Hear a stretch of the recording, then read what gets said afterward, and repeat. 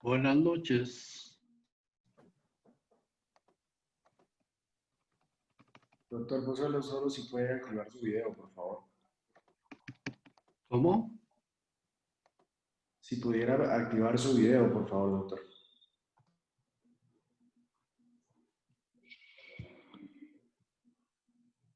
Listo. Empezamos. Buenas noches, amigos de Guatemala y toda América Latina. Es para mí un honor como presidente de la Asociación Guatemalteca de Climaterio y Menopausia tener la oportunidad de coordinar a 3 excelentes conferencistas que nos hablarán el día de hoy sobre más allá de la transición menopáusica. Quiero, antes que nada, y del inicio de esta conferencia, agradecer muy especialmente a Pearson por la oportunidad que nos da de poder transmitir a toda América Latina nuestro saludo y nuestra conferencia de la Asociación Guatemalteca de Climaterio y Menopausia. Quiero presentarles a ustedes al primer conferencista, que es el doctor Héctor Oliva. Héctor Oliva es ginecólogo y obstetra y quien efectuó estudios de especialización en climaterio Autónoma de México.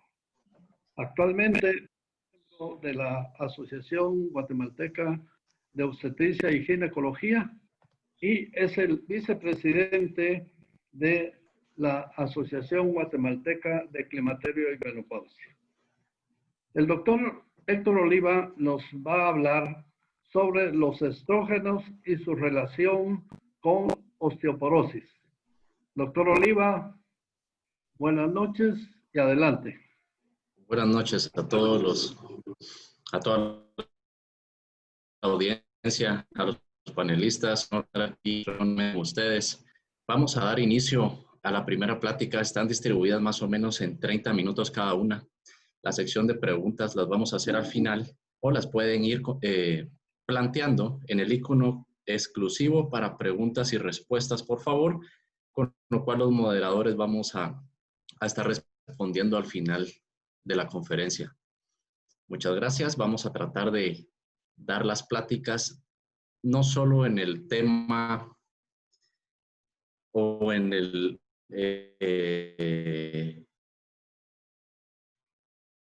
vocabulario puramente médico, porque sé que hay muchos recibir este tipo de información. Entonces vamos por algunos momentos a tratar de hablar un poquito más claro, aunque es muy difícil desde el punto de vista, por lo menos para esta plática, de los estrógenos y su relación de osteoporosis.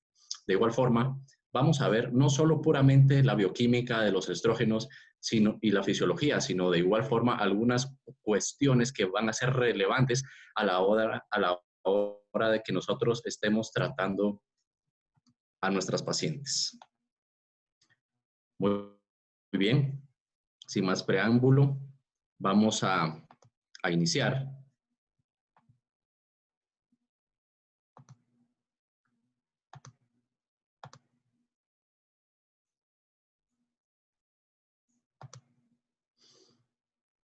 Muchas gracias por la presentación, doctor Pozuelos.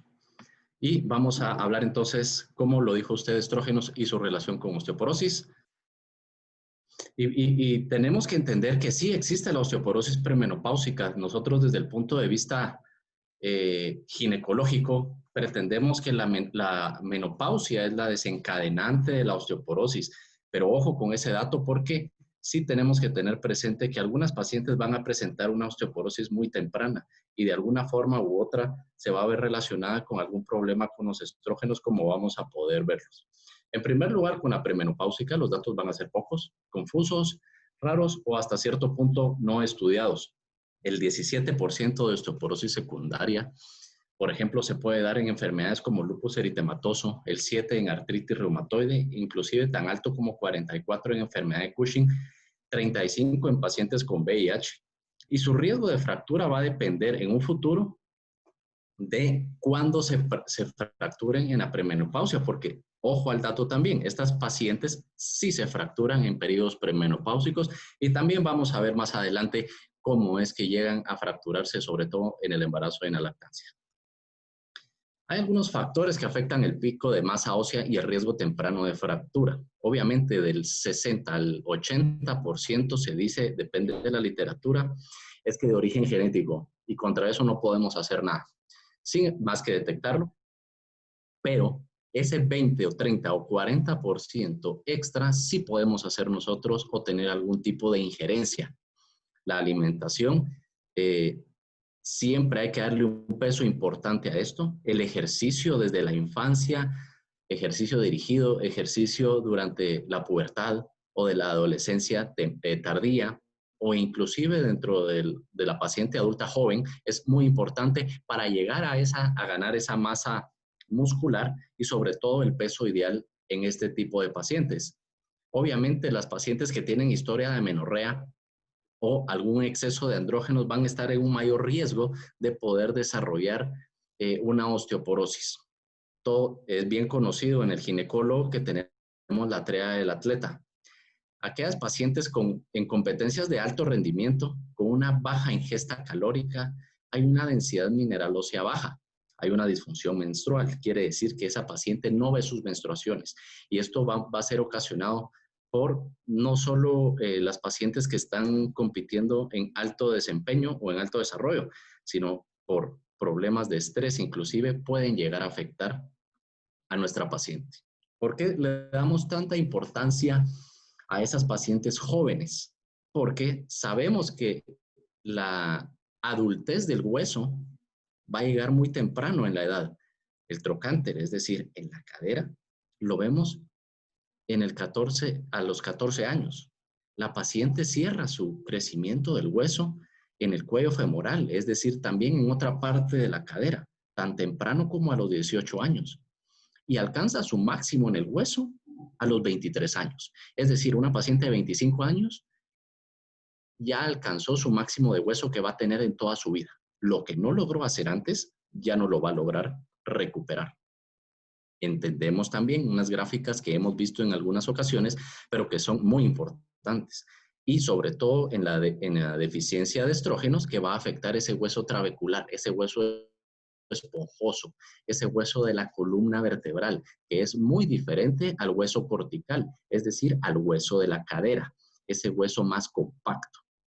El remodelado va a ser muy alto en la columna, 25% anual. Quiere decir que si estamos en déficit vamos a ir perdiendo mucho hueso en un año. Al contrario que si lo vamos perdiendo en la cadera. Va a ser una pérdida mucho más lenta, pero a la larga pérdida. Gráfica que ejemplifica las décadas de vida. La paciente va a tener su pico de masa ósea o su mejor calidad de hueso entre los 20 y los 30 años, lo que, una vez más, lo que no logró ser aquí, ya no lo va a lograr. Y desde los 30 años, entiéndase 31, 32, 33, 34, 35 años, va a ir disminuyendo, haga lo que haga. Hoy en día vemos embarazos, ya no tanto o por lo menos se han aumentado los embarazos tardíamente, arriba de 35, 40 años, cuando la paciente, sin presentar algún tipo de enfermedad, ya empezó a deteriorar su hueso.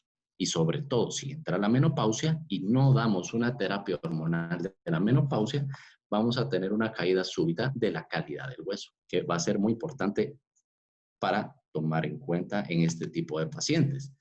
Se dice los anticonceptivos eran un tema de debate anteriormente. Hoy hay nuevas opciones, muy importantes.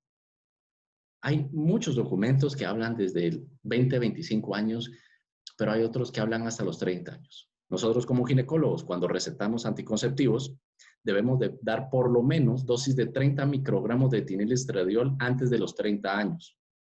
Existen muchas posologías hoy en día en el mercado que nos hablan de dosis cada vez más baja. Entiéndase, 20 o inclusive 15 microgramos. Tenemos que tener mucho cuidado porque en las pacientes muy jóvenes, recordemos que no hemos alcanzado el concepto del cierre de los huesos cuando llegan finalmente a su máxima densidad mineral ósea de la vida. Entonces, ojo con ese dato, demos siempre arriba de 30 microgramos. La drospirenona hoy en día no micronizada de 4 miligramos en dosis continuas es otra de las opciones. Hay muchos estudios donde no se ve afectado el hueso, entonces puede ser otra opción para aquella paciente que así lo requiera. Sabemos que el acetato de medroxiprogesterona, aquel que se utiliza cada 3 meses intramuscular, es muy barato, es muy sencillo y no requiere tanto seguimiento, pero las pacientes que conllevan a menores a 30 años con exposición a más de 10 dosis sí tienen mayor riesgo de fractura. Y esto es también por déficit de estrógenos. Entonces, tenemos que tomar muy en cuenta eso. El estilo de vida no solo para osteoporosis, sino para toda patología o prevención de patologías en la paciente, tenemos que insistir. El ejercicio de resistencia, sobre todo para ganar masa muscular, es muy importante. Hoy en día sabemos del sistema osteomuscular. Están tan de la mano que los dos son muy importantes. Aquella paciente que tiene problemas con el músculo no desarrolla un hueso adecuado. Aún así, antes los veíamos como sistemas totalmente independientes uno del otro. Hay una influencia muy temprana del receptor de vitamina D. Es algo desde hace ya muchos años y no me dejarán mentir los colegas que hoy en día todos estamos obteniendo valores de vitamina D en nuestras pacientes. Sobre todo muchos estudios se han relacionado ahora con la pandemia del COVID-19. Tenemos que tener valores idealmente arriba de 30, sobre todo para hueso. Pero hoy en día, si queremos mejorar nuestras defensas ante la pandemia, deben de estar arriba de 40. Vean ustedes, hay algo muy importante que a todos en la clínica hemos visto. La amenorrea hipotalámica funcional. Es una supresión de gonadotropinas que va a afectar a las células de la granulosa y de esa manera va a inhibir la producción de estrógenos, que son sumamente importantes en esta etapa de la vida. En aquella paciente joven, o por lo menos adulta joven también, que se puede ver afectada con niveles de estradiol menores de 50, de una FSH y LH menores de 10. Y que también obviamente presente una menorrea de por lo menos 3 meses, es decir, una ausencia de las menstruaciones. Claro que tenemos que descartar otra patología, una de las más importantes en esta paciente sería en una paciente joven, un embarazo, un síndrome ovario poliquístico, por ejemplo, una hiperprolactinemia. Pero esto lo bueno es que es una condición reversible. Vamos a ver también nos inhiben la acción de los osteoclastos, de esas células que van a aumentar la resorción ósea. Y en ausencia de los estrógenos, vamos a ver que estas células de los osteoclastos van a madurar más, va a tener más actividad. Vamos, en ausencia de los estrógenos, a inhibir la muerte celular programada de los osteoclastos. También vamos a ver que va a disminuir la absorción intestinal de calcio. Es decir, la paciente va a estar orinando más calcio y eso se va a traducir en menos reservorio de calcio a nivel del hueso. Muy importante que durante la transición a la menopausia o la privación de estrógenos, es decir, el déficit de estrógenos, se va a perder tan alto como el 12% de la calidad del hueso total, ¿sí? Y esto lo vamos a ver representado en una densidad, en una densitometría, perdón, en el cual se va a perder inclusive hasta una desviación estándar del T-score. Vean los valores de estradiol y estrona en la premenopausia. Son muy altos comparados con aquella paciente posmenopáusica, que es lo que estamos acostumbrados a ver. Una osteoporosis posmenopáusica, una osteoporosis grado 1, que el gran actor en esta obra para proteger el hueso vienen siendo los estrógenos. Hablando puramente del hueso, hay receptores de estrógenos tanto en osteoblastos, que son los que forman el hueso, como en los osteoclastos, que son los que podemos decir vulgarmente se comen el hueso. Hay una vía clásica que existe, que llegan los estrógenos hasta el núcleo de la célula y es ahí como ejercen su acción. Y otra vía no clásica, que son los receptores de membrana alrededor de la célula, en la periferia, y que dan lugar a la regulación de la muerte celular programada de osteocitos, osteoclastos y osteoblastos. Es decir, que están en todo el mecanismo del bienestar del hueso. Hay 4 puntos muy importantes y todas estas palabras las vamos a ver tal vez ejemplificadas en las siguientes gráficas, pero el punto número 1 es que estimulan la formación de hueso bajo efecto directo de los osteoblastos, de esas células encargadas de formar. La terapia hormonal de la menopausia estimula la producción de colágeno y de los osteoblastos, sobre todo el 17-beta-estradiol, que es el que normalmente reponemos en aquella paciente que ya está en la menopausia. Sin embargo, es el tipo de estrógeno que existe y que produce a paciente joven. Entonces, vemos la influencia de estos. Como punto número 2, vemos la formación de los osteoclastos al regular el nivel de citoquinas y los factores de crecimiento. El sistema RANK y RANK ligando va a ser fundamental para la formación de los osteoclastos, y el remodelado del hueso. Por supuesto que todo tiene que estar en equilibrio. Nosotros no queremos inhibir del todo o bloquear los osteoclastos, pero entre más controlados estén, va a ser mejor. Hay una molécula que se llama osteoprotegerina y como su nombre lo dice, protege el hueso. Y esto existe mediante el sistema de RANK ligando también, que es un señuelo para bloquear el funcionamiento de estas otras dos, que es el RANK y el RANK ligando. Y de esa forma inhibe la formación de más células de resorción ósea, es decir, de la osteoclastogénesis. Intervienen muchas interleucinas también, ya lo vamos a ver. Y como punto 3 también, la modulación en secreción de enzima lisosomal osteoclástica. Los osteoclastos se colocan sobre la superficie de todo el hueso y producen un medio ácido y de esta forma van dañando el hueso. Los estrógenos previenen todo este paso y ayudan a conservar más hueso.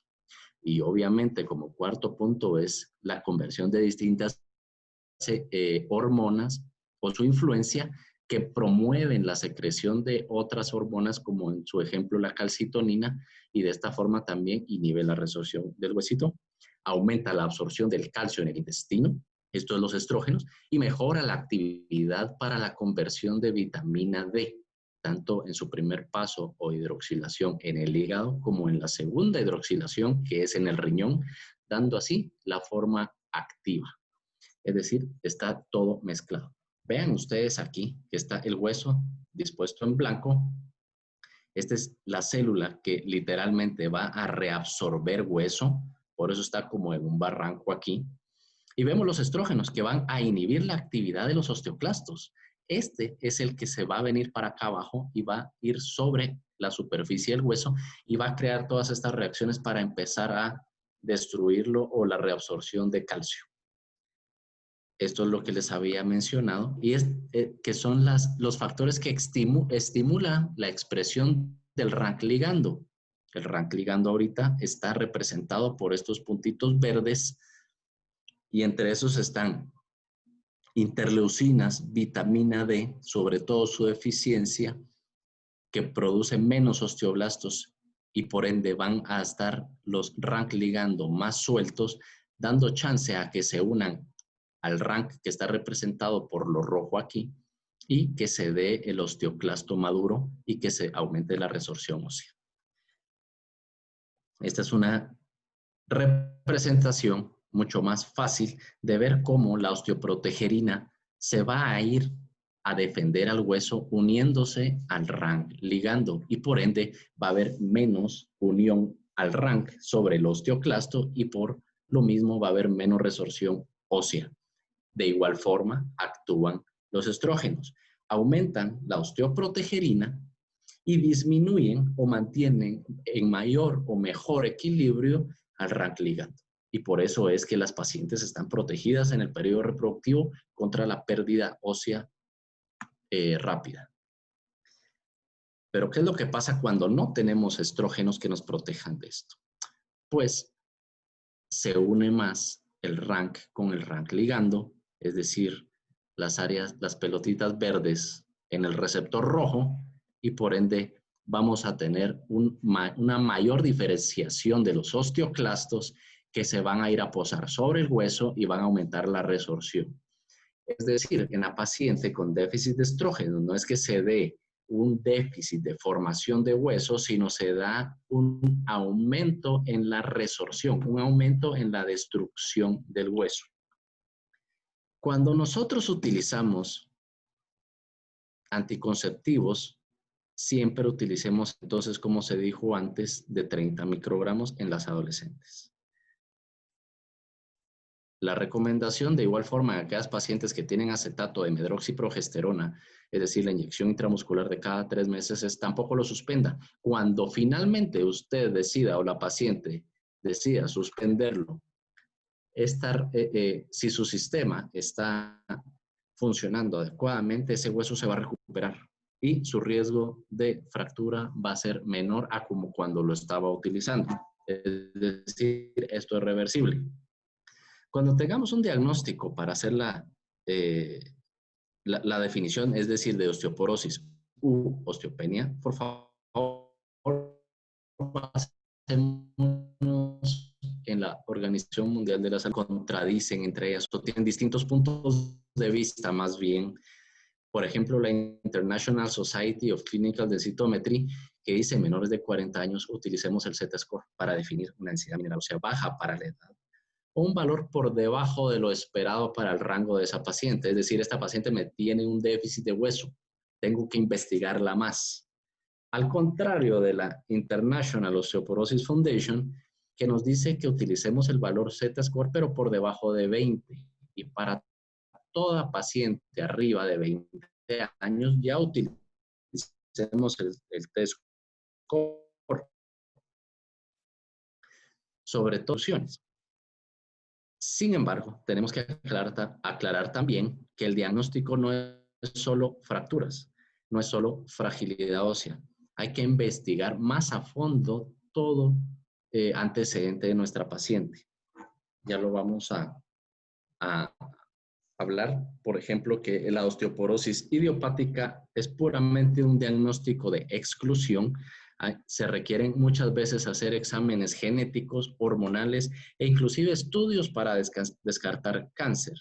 No olvidemos el FRAX, una herramienta de muy fácil utilización y sobre todo que es gratis para poder valorar a nuestras pacientes en consultorio. No necesitamos precisamente una densitometría, mejor si la tenemos. En las pacientes premenopáusicas que estamos sospechando algún déficit de hueso, tenemos que realizar una densitometría al diagnóstico de causa de la misma.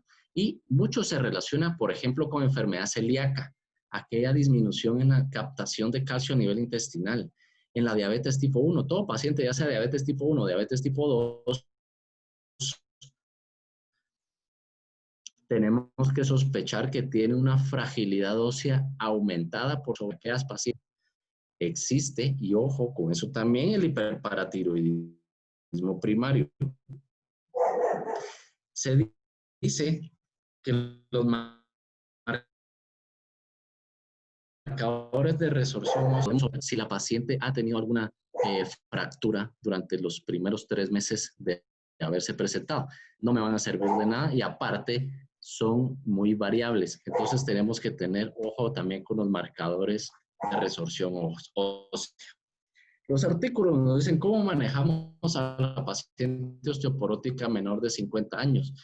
Y no vamos a hablar de eso, pero sí tengo que entrar en el detalle que muchas veces nosotros detectamos una paciente con 45, 52 años con osteoporosis.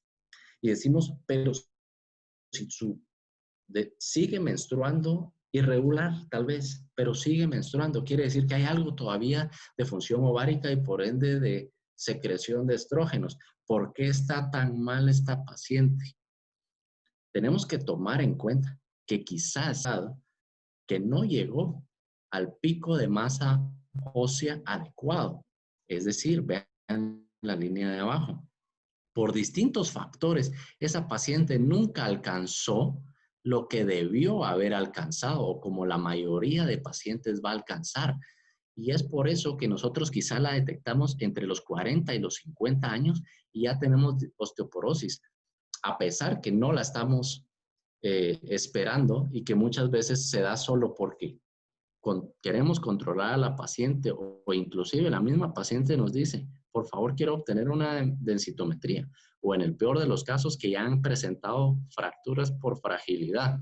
Y es cuando obtenemos el diagnóstico y nos damos cuenta que quizás tuvo una pubertad tardía, no estuvo en contacto tanto tiempo con estrógenos, por ende tuvo un desarrollo no ideal, tuvo una alimentación no ideal, tuvo una actividad física deficiente en su momento o inclusive algún problema con vitamina D, es decir, raquitismo, y luego de eso entonces tenemos que no desarrolló su sistema óseo adecuadamente. Entonces tenemos que ir atrás en la historia clínica de la paciente para poder, si en caso se puede, determinar cómo es que venía su sistema óseo o su salud ósea. Es muy importante, cada vez más común la anorexia nervosa. La paciente está sometida a mucho estrés. Hay hipovitaminosis D en la población.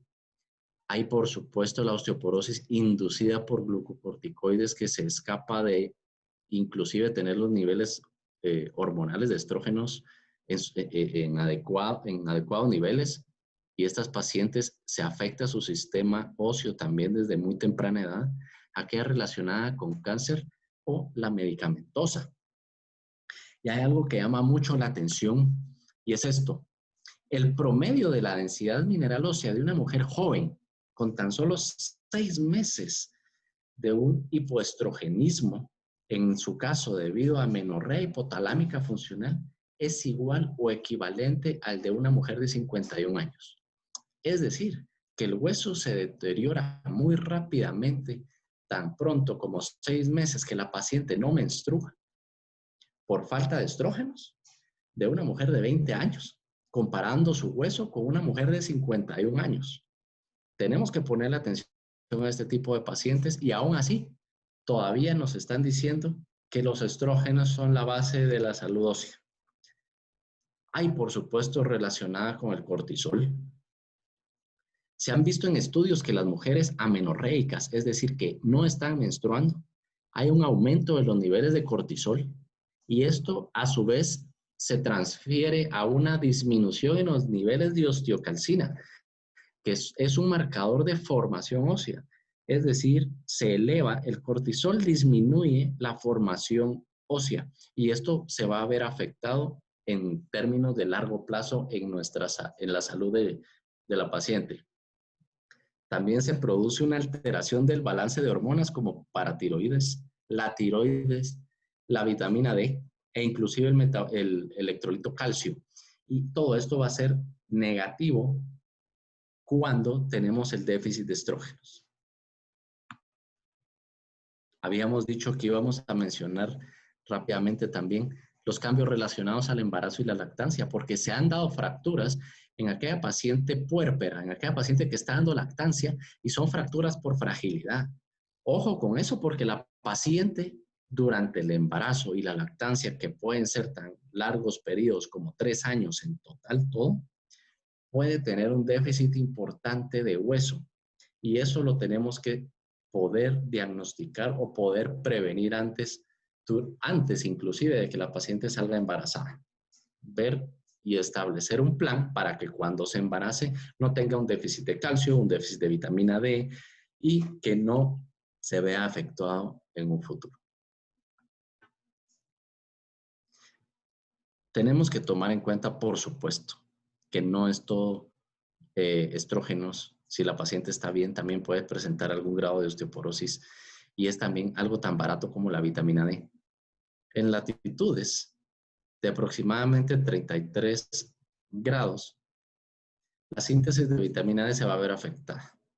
Nosotros, si nos acercamos, estamos más o menos por aquí, más o menos a 18, 20 grados en latitud, es decir, deberíamos de tener bien nuestra vitamina D. Sin embargo, los estudios nos demuestran que no es así, porque estamos mucho tiempo confinados a una oficina, estamos mucho tiempo confinados al hogar y no tenemos aporte necesario de vitamina D en la dieta. Entonces, también es algo de lo que tenemos que tomar en cuenta. los valores, hablan muchos distintos, pero se concluye que los debemos de tener arriba de 30 para salud ósea. Y repito, hoy en día se habla de arriba de 40 o a veces hasta arriba de 50 en tiempos de pandemia. Nuestra paciente requiere 800 unidades diarias por lo menos de vitamina D. Estoy en tiempo, espero haber sido un poco claro, es un tema muy amplio, pero vamos a seguir con las pláticas y por supuesto vamos a quedar abierto a las preguntas. Muchas gracias, doctor Oliva, por su interesante conferencia. Al final del simposio estaremos viendo lo de las preguntas. Quiero tener también el honor de presentar a la doctora Mariana Castillo. La doctora Mariana Castillo es ginecóloga y obstetra. Actualmente es directiva de la Asociación Guatemalteca de Climaterio y Menopausia. Es miembro de la Asociación de Ginecología y Obstetricia de Guatemala. Y ella es subespecialista en climaterio y menopausia de la Universidad Nacional Autónoma de México. Y además de eso también en ultrasonido obstétrico. Buenas noches, Mariana. Bienvenida y muchas gracias por su participación en este simposio.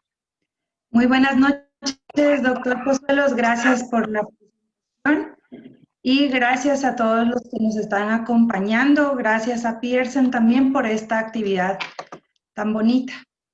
Vamos a empezar.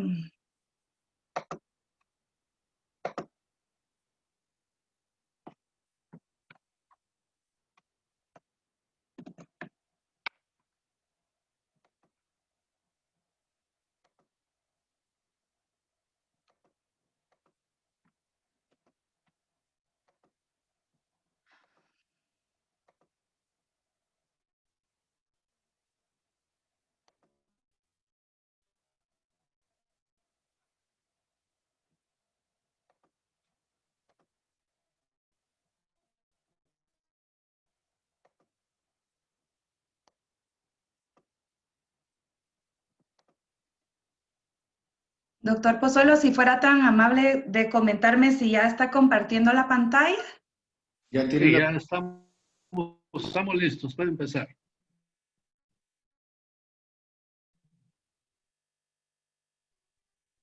¿Me escuchó? Hoy es acerca de los andrógenos Adelante. y la sexualidad femenina.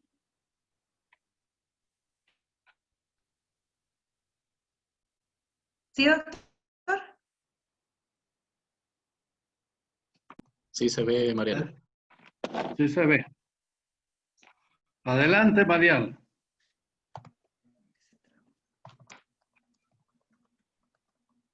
Muy bien, ya la escuché. El tema que les voy a compartir la noche de hoy es acerca de los andrógenos y la sexualidad femenina.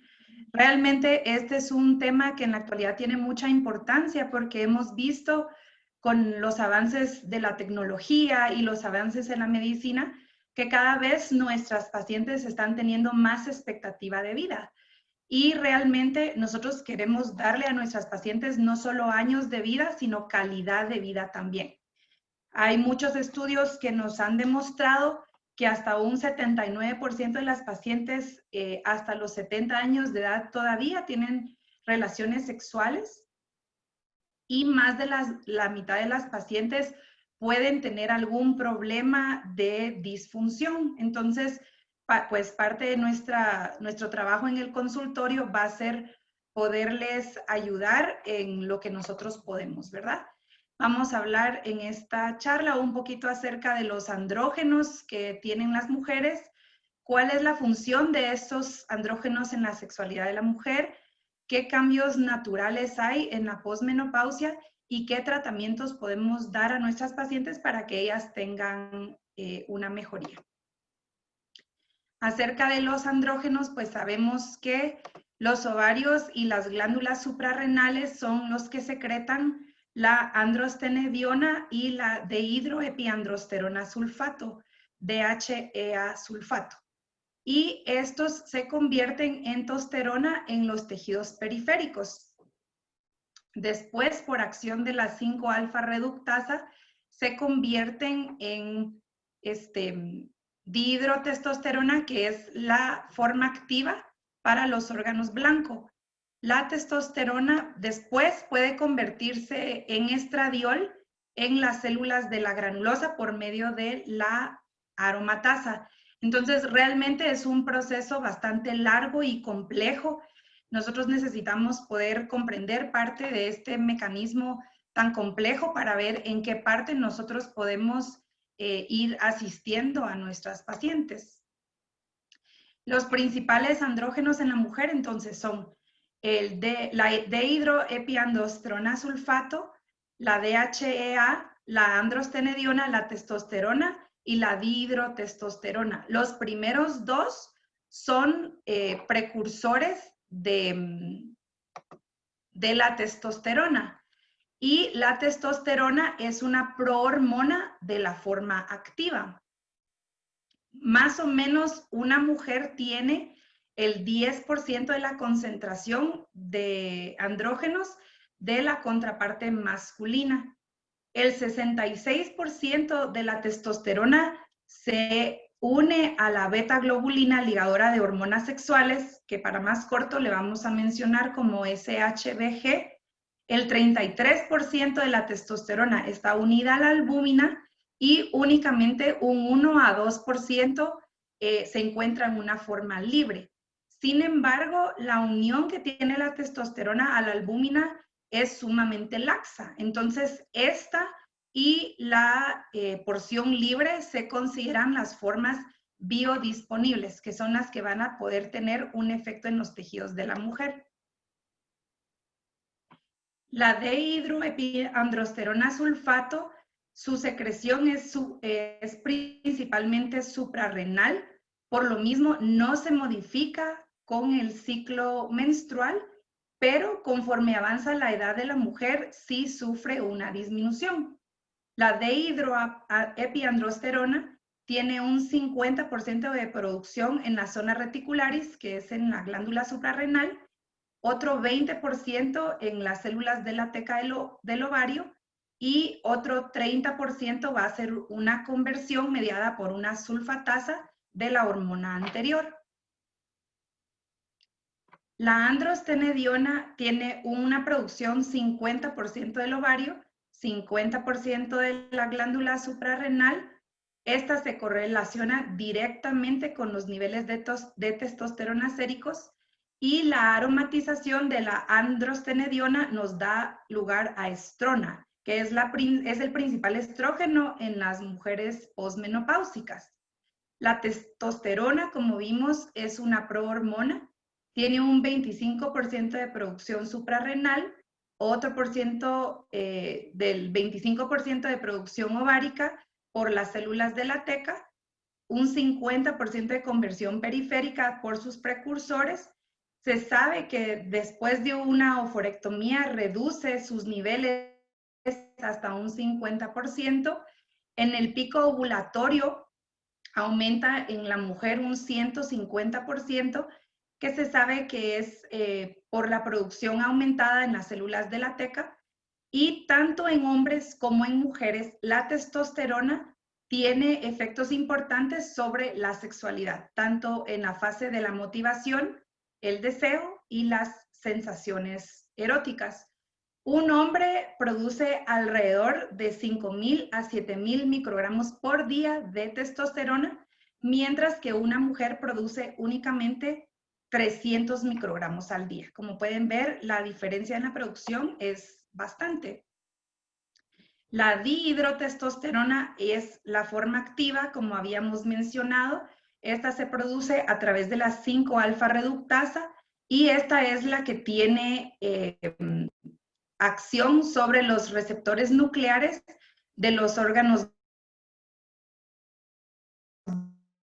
blancos, que vienen siendo tejido adiposo, músculo, hígado, piel específicamente en los folículos pilosos y en los folículos sebáceos. Entonces podemos ver que realmente los andrógenos tienen efecto sobre prácticamente todo el cuerpo de la mujer. Pero también se ha visto que no solo los andrógenos tienen efecto en la sexualidad femenina. Otras hormonas también son muy importantes, no solo los andrógenos, por ejemplo, los estrógenos mantienen el trofismo de la vagina y producen una sensación de bienestar en la mujer, lo cual es sumamente importante para la sexualidad. La oxitocina alcanza los valores máximos durante el orgasmo. Las beta-endorfinas a dosis altas tienen un efecto inhibidor, pero en dosis bajas tienen un efecto facilitador de la activación sexual. La prolactina contribuye a la resequedad vaginal tras el orgasmo y es un mecanismo de retroalimentación negativa del periodo refractario que más adelante vamos a ver en el ciclo de respuesta sexual. Otros neurotransmisores como serotonina y dopamina no se ha concretado exactamente cómo es que influyen en la excitación sexual. Aquí estamos viendo el modelo lineal de la respuesta sexual humana que fue propuesto inicialmente por Master y Johnson, que son una pareja de esposos que en la década de los 50 realizaron estudios acerca de la respuesta sexual humana y lograron desarrollar este primer modelo, que consta de 4 fases muy básicas, que es excitación, la meseta, el orgasmo y la resolución. Y después de este periodo, pues hay un periodo refractario y hasta ahí llegó la cosa, ¿verdad? Entonces, realmente después se pudo ver que la respuesta femenina es mucho más compleja que este simple modelo lineal. Entonces, después presentaron este modelo cíclico. Este lo propuso Basson más recientemente en el año 2006 y él describe que hay retroalimentación entre aspectos físicos, emocionales y cognitivos y esto realmente se adapta más realísticamente a la respuesta femenina. Hay aspectos subjetivos como la comunicación con la pareja, la intimidad emocional, la expresión del afecto, el compartir placer físico, el complacer al compañero, el autoestima y una serie de otras situaciones que realmente no tienen nada que ver con las hormonas, pero sí afectan en el ciclo sexual. Entonces, Basson propone que una mujer puede tener un deseo sexual espontáneo. Esto normalmente se espera a la mitad del ciclo, cuando es el pico de la testosterona y de la androstenediona, o la mujer puede no tener ningún deseo sexual espontáneo, pero si es estimulada correctamente, va a lograr poder hacer una respuesta positiva. Y de la misma manera, pues aquí vemos que todos estos factores están involucrados y la resolución de la respuesta sexual se puede dar de 2 maneras. Una satisfacción sexual con o sin orgasmo, ¿verdad? Entonces, si podemos ver, es muy distinto y mucho más complejo que el ciclo básico que se había propuesto inicialmente, pero que para los hombres sí se adapta mucho más correctamente. Sin embargo, a pesar de que los andrógenos tienen relación con el ciclo sexual de la mujer, no es necesariamente una relación lineal. Otros estudios realizados por Bancroft en la década de los 80 pudo demostrar cómo efectivamente en los picos donde más testosterona tiene la mujer, que es en el punto medio del ciclo, en el día de la ovulación, de hecho es cuando las pacientes tienen menos contactos sexuales, ya sea con pareja o por medio de la masturbación. Entonces podemos ver que, pues como casi todo en las mujeres, nada está escrito en piedra y no necesariamente todo tiene que tener relación, especialmente porque estamos viendo que están involucradas muchas hormonas, los andrógenos. ¿Qué cambios vamos a ver en la mujer que está en la menopausia. Pues sabemos que en la menopausia todas las hormonas se alteran, principalmente los estrógenos. Los andrógenos tienen una disminución menor que los estrógenos y la mayor parte de la testosterona va a ir unida a la SHBG hasta en un 78% versus un 66% que habíamos hablado inicialmente. Durante la menopausia, con la disminución de estradiol, la SHBG se une más a la testosterona, convirtiéndola en su forma que no es biodisponible. Y con la terapia de estrógenos aumentan los niveles de la proteína SHBG, que nos va a atrapar aún más la poca testosterona que teníamos circulante, ya que hay menos aromatización de testosterona a estradiol en las células de la granulosa. Entonces, estos van a ser parte de los cambios que vamos a ver en la menopausia. Otras causas de disminución de la testosterona biodisponible puede ser o una en la transición menopáusica. De hecho, las concentraciones de andrógenos libres pueden aumentar. También hay un estado compensatorio en la posmenopausia, el cual es que con la disminución de la y aquí es donde se produce mayor aromatización hacia estrona. El tratamiento con andrógenos reduce aún más los niveles de SHBG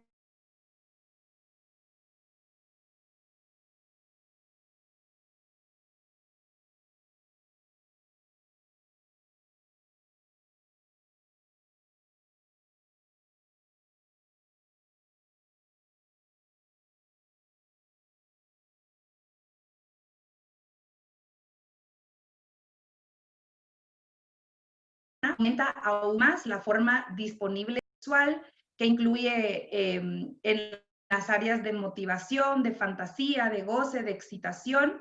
Además, nos van a referir pérdida de vello pubiano y axilar, ya que vimos que aquí hay muchos receptores androgénicos. Van a experimentar síntomas vasomotores más intensos, ya que tienen menos sensación de bienestar. Van a estar más predispuestas a pérdida de masa ósea, pérdida de masa muscular y aumento de tejido adiposo, principalmente en el área abdominal, y van a quejarse de otros síntomas como cefalea y en general, pues una disminución de su calidad de vida. ¿Qué instrumento podemos saber para qué instrumentos podemos usar para saber si nuestra paciente realmente está teniendo dificultades sexuales? Hay una serie de estudios ya validados que son muy fáciles de usar en el consultorio. La paciente interpretamos los resultados y podemos tomarnos una idea de cómo está nuestra paciente. Hay instrumentos globales que identifican problemas en todos los ámbitos sexuales y hay cuestionarios específicos que investigan específicamente la fase del deseo. Un instrumento que es sumamente fácil de usar es el índice de función sexual femenina, que es el que yo uso en el consultorio. Consta de 19 preguntas, tiene evaluación de 6 dominios, que es deseo, excitación, lubricación, orgasmo, satisfacción y dolor, y fue desarrollado por Rosen y colaboradores en el año 2000 y fue traducido al español y validado por Juan Enrique Blumel en Chile más adelante. El punto de corte, después de que la paciente ya respondió, pues es como un examen, se lo calificamos, le damos un punteo y el punto de corte es de 26.55 puntos. Debajo de eso, podemos ver que nuestra está alguna y a la de punteo podemos pensar que nuestra paciente, pues la verdad es que está bastante bien. Es algo bastante subjetivo. Entonces vamos a hablar acerca de cómo podemos ayudar a nuestra paciente. Uno de los principales enfoques de tratamiento va a ser la terapia androgénica. muchos estudios nos han demostrado que con los andrógenos incrementa la libido en comparación a cuando le damos únicamente estrógeno o placebo. En un estudio de 218 mujeres posmenopáusicas que se les administró estrógenos esterificados con metiltestosterona oral, mostraron una mejoría significativa en el deseo y en la respuesta sexual, comparando con estrógeno solo. Y la DHEA oral realmente se ha visto que mejora el deseo y la satisfacción en aquellas mujeres que tienen problemas de insuficiencia adrenal. Estas terapias con andrógenos se han venido utilizando desde los años 1930, pero actualmente el interés en estas terapias es en presentaciones orales y transdérmicas, especialmente en dosis bajas, que es lo menos requerido para tener un efecto positivo. Los dos estudios más importantes, el estudio Intimate 1 y 2. El estudio Intimate 1 es un estudio aleatorio, doble ciego, con una duración de 24 semanas, donde participaron pacientes de edades entre 26 y 70 años. Todas habían sido sometidas a una oforectomía bilateral, estaban diagnosticadas con un deseo sexual hipoactivo y ya estaban recibiendo terapia estrogénica.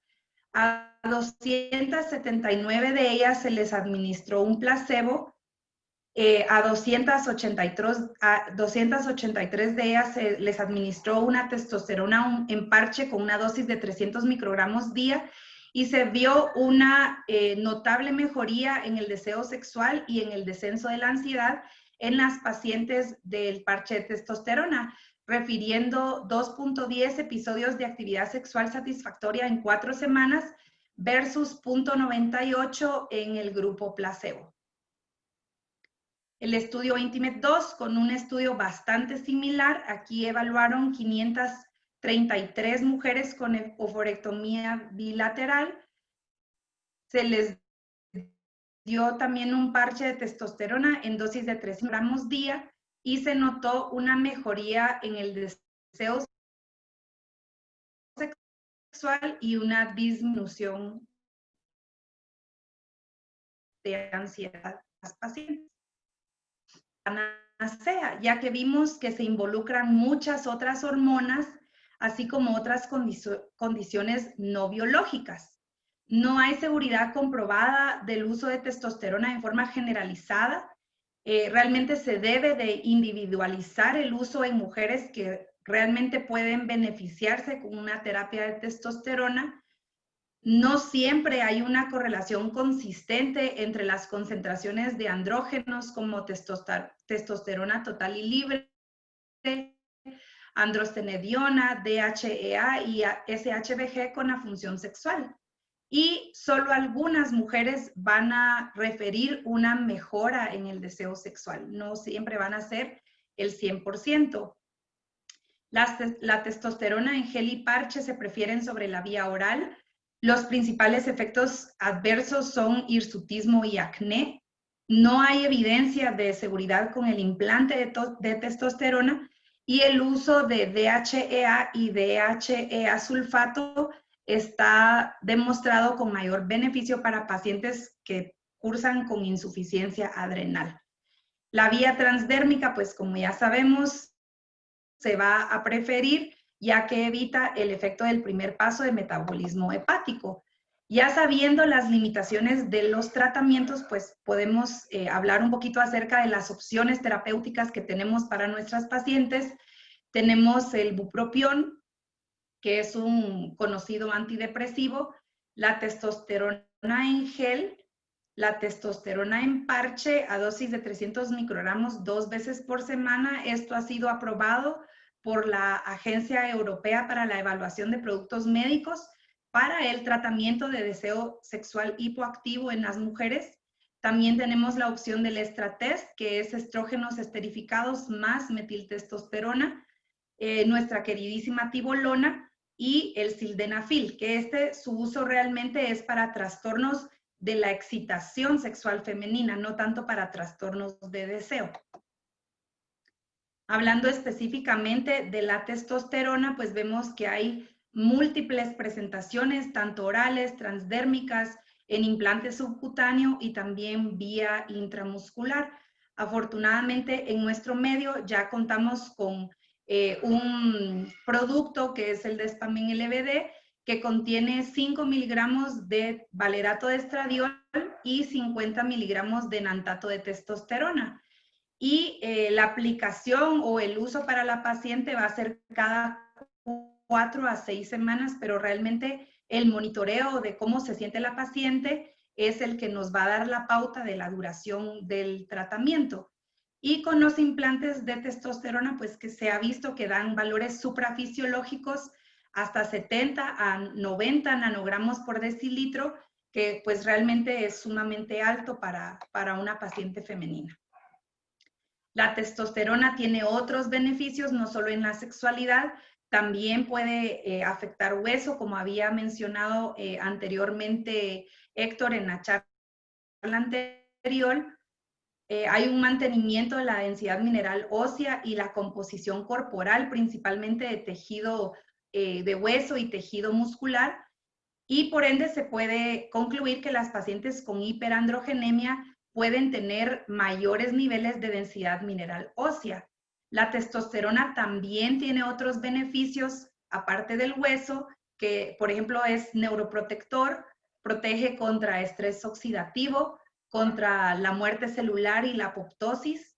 Incluso algunos estudios han demostrado que protege contra la toxicidad de la proteína beta amiloide soluble, que es la proteína que está relacionada con el Alzheimer.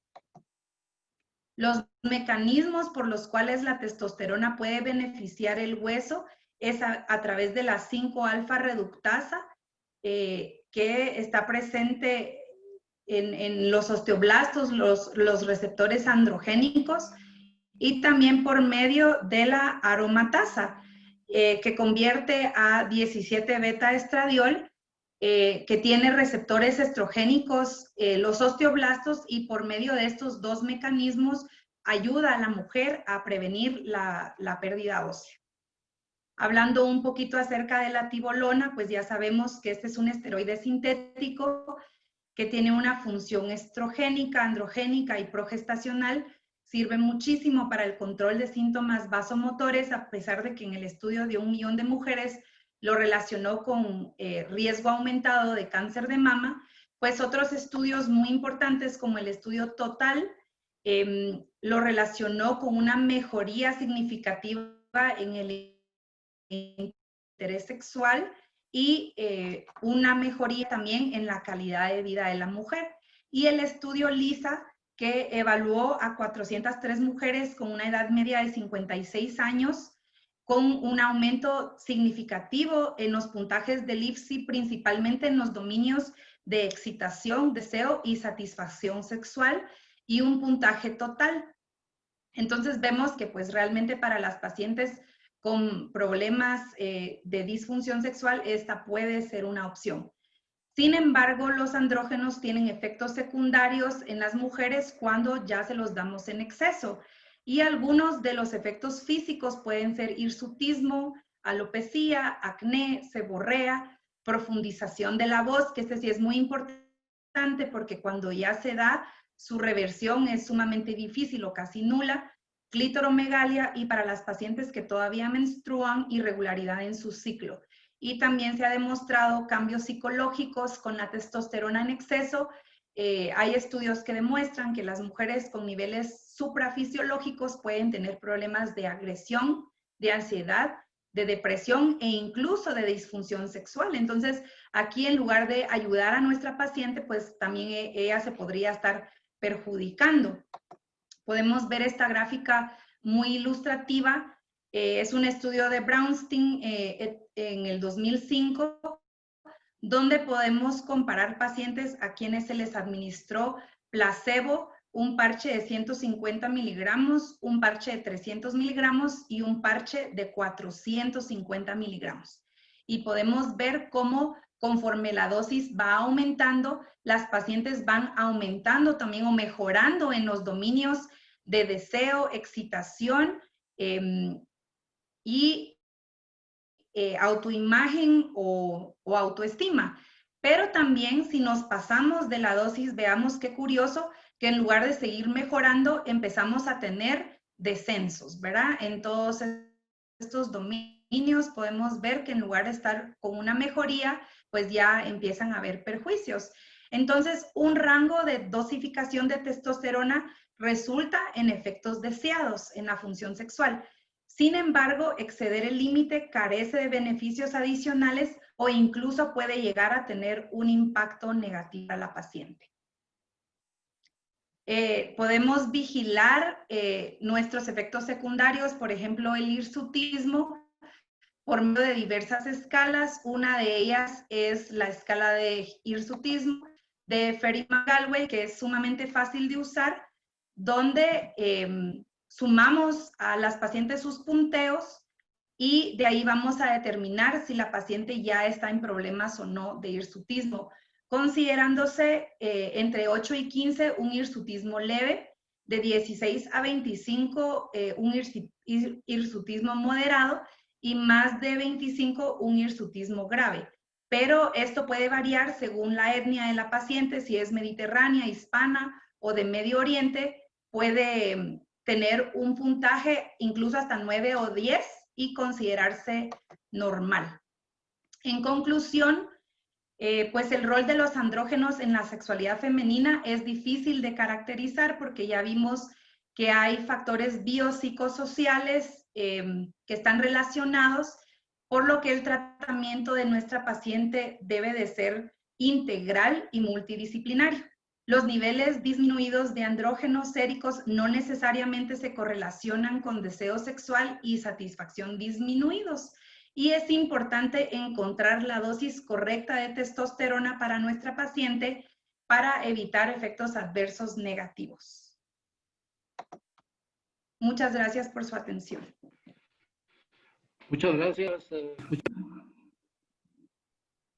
Muy gentil, interesante su participación. Voy a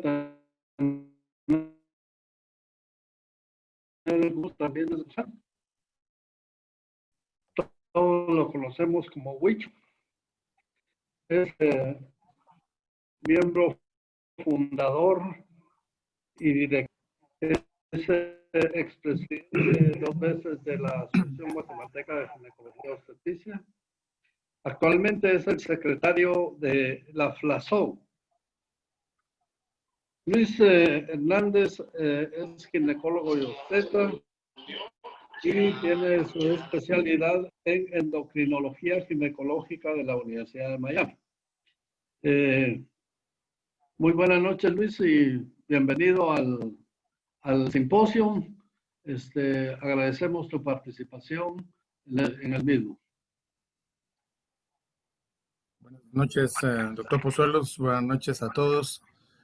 Buenas noches a Guatemala y al resto de países de América Latina. Ya nos dimos cuenta que se conectaron muchos.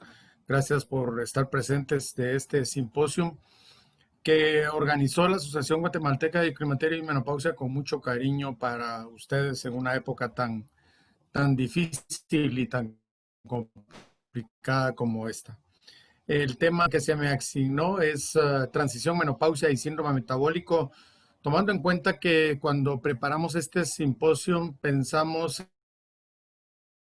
en la importancia que debe de tener en la mujer de transición entre la etapa no reproductiva, entre la etapa reproductiva y la etapa no reproductiva. Y por supuesto, esa ola de violencia en la actividad hormonal que se sucede en la transición menopáusica.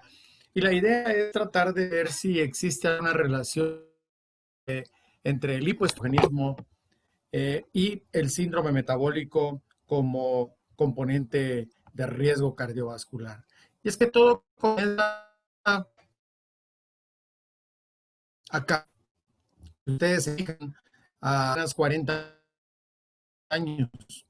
Entonces no le daba tiempo antes de morir de padecer de la menopausia como tal.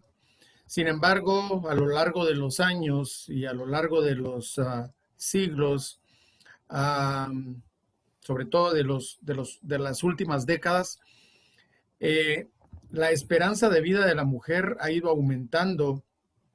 Se espera en una proyección que para el año 2050 la mujer pueda llegar a vivir alrededor de 88 años. El inconveniente de esto es que si ustedes se fijan en la línea punteada que está en medio de la diapositiva, esta es a los 50 años, que es la edad a la que se sucede la menopausia. Menopausia no es otra cosa más que un día, es un evento, es la última regla normal vista por la mujer. En condiciones normales, 50 años más menos 2, de acuerdo a RedLink, en América Latina es el promedio de menopausia. Pero aunque la menopausia solo es un evento, es un día, nos está reflejando que el ovario está dejando de tener actividad, de tener producción de estrógenos, por supuesto de ovular y de tener fertilidad en la mujer que es dueña de estos ovarios. El problema de esto es que la pirámide poblacional se ha ido invirtiendo cada vez más y la mayoría de las mujeres viven de acuerdo a esta constante de menopausia a los 50 años, con una esperanza de vida de más o menos 88, 84, 86 años, 78 al día de hoy. La mujer vive casi la tercera parte de su vida en menopausia, carente de actividad hormonal. De acuerdo al Census Bureau del 2017, el 13% de la población son mujeres de más de 60 años. Alrededor del mundo, hoy por hoy, 962 millones de mujeres tienen 60 años o más. ¿Y cuál es el estado actual de la situación? Por un lado, que cuando pensamos en metabolismo, en modificación de peso, la mujer en Estados Unidos, hoy uno de cada dos norteamericanos es obeso. Pero lo preocupante es que cada vez más en América Latina vemos sobrepeso en nuestra población y por supuesto en la etapa del climaterio. El 30% de la población arriba de los americanos es obeso. Tanto como para que por salud pública, a muy corto plazo, la obesidad y el sobrepeso y las complicaciones que esto conlleva van a ser responsables de morbilidad y por supuesto de muerte, tanto como el tabaquismo.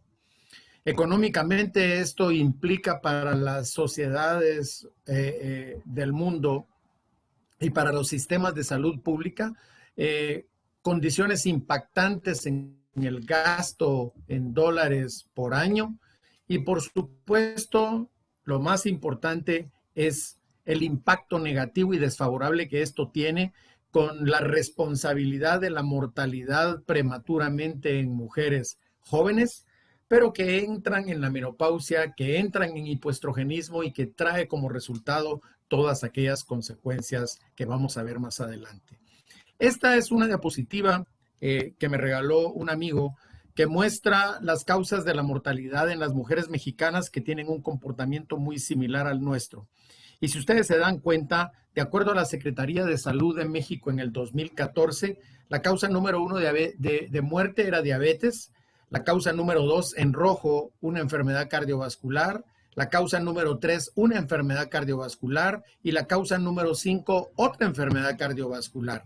Es decir, dentro de las 5 causas de mortalidad en México, 4 de ellas, 3 directas y una indirectamente, inciden en la mortalidad por una causa cardiovascular. Y cuando hablamos de la mortalidad cardiovascular en Guatemala, hay datos al respecto de esto. Aquí solo les traigo un estudio de prevalencia de factores de riesgo cardiovascular en la población guatemalteca en mayores de 19 años, un estudio presentado en la revista de cardiología hecha por el Ismael Guzmán y sus colaboradores, las condiciones, todos aquellos factores condicionantes que llevan individual o colectivamente a un riesgo cardiovascular. El consumo de alcohol, las alteraciones en los niveles de glucosa, el sobrepeso, la obesidad, la modificación negativa del perfil de lípidos como consecuencia del hipoestrogenismo o no necesariamente, por supuesto, hipertensión arterial. Más del 10%, más de 1 de cada 10 personas en este estudio era hipertensa. Y lo importante de destacar para Guatemala es 2 cosas a considerar. Número 1, el mayor impacto en la prevalencia en el sexo femenino que en el masculino, aunque las estadísticas hablan que durante los primeros 50 años se mueren más hombres que mujeres. Después de los 60 años se mueren más mujeres que hombres y vamos a ver cuál es la razón. Y en este estudio en particular, algo a destacar es que había mucho más incidencia, mucho más prevalencia de factores de riesgo en residentes guatemaltecos del área urbana. En esta diapositiva vemos nosotros 2 aspectos a considerar importantes que forman parte del rol de la enfermedad cardiovascular. Por un lado, la hipertensión arterial, abajo a su izquierda en el gráfico número 1, y me pareció curioso enmarcar en este remarco rojo que 2 aspectos son dignos de considerarse. Número 1, del lado celeste, la hipertensión en hombres. Número 2, del lado rosado, la hipertensión en mujeres. ¿Cuál es el primer corolario de este gráfico? Que la hipertensión se presenta más frecuentemente en mujeres que en hombres. Y la segunda cosa a considerar es, si ustedes se fijan, el grupo etario, que comienza de los 50 años hacia arriba y más de 65 años. Es decir, la edad tiene un factor, juega un papel importante en el desarrollo de hipertensión arterial, por supuesto, entre otras cosas. Del lado derecho, la gráfica en barras azules nos demuestra nada más la prevalencia de la tasa de diabetes mellitus en todos los departamentos de Guatemala y en rojo, a mitad de la gráfica, el total de la prevalencia de diabetes en todo el país, que es de 3.822 por cada 100,000 habitantes. Y por último, en esta diapositiva podemos ver en la parte superior 2 aspectos importantes. 3 eventos: hipertensión arterial, diabetes mellitus, enfermedad renal crónica. Y hacia su derecha ustedes ven todos los años que se investigaron dentro del Ministerio de Salud Pública y el sistema de información del ministerio, que es SIGSA. Y pueden darse cuenta que tanto hipertensión arterial como diabetes mellitus como enfermedad renal, conforme van transcurriendo los años del 2008 al 2015, va aumentando la incidencia de las 3 enfermedades. Y en ese momento hicieron una proyección de casos para el 2020 y por supuesto que también la conclusión era que la hipertensión, la diabetes y la enfermedad crónica renal iban hacia arriba. ¿Qué resultado trae esto?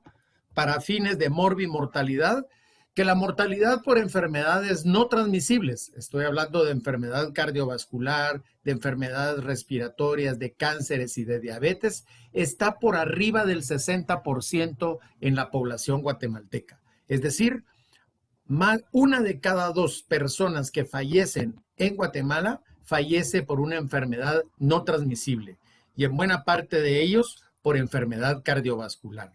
Esta diapositiva nos muestra el sobrepeso y la obesidad y cómo se afecta en la población de acuerdo a sus grupos etarios. No veamos a los hombres porque no es el tema en cuestión. Vamos del lado derecho en mujeres y nos damos cuenta que en este reporte de la Encuesta Nacional de Salud, el 71%, 2 de cada 3 mujeres, tenían sobrepeso y obesidad. Y por supuesto, en las siguientes diapositivas comparamos y evidenciamos la relación que hay entre obesidad y síndrome metabólico.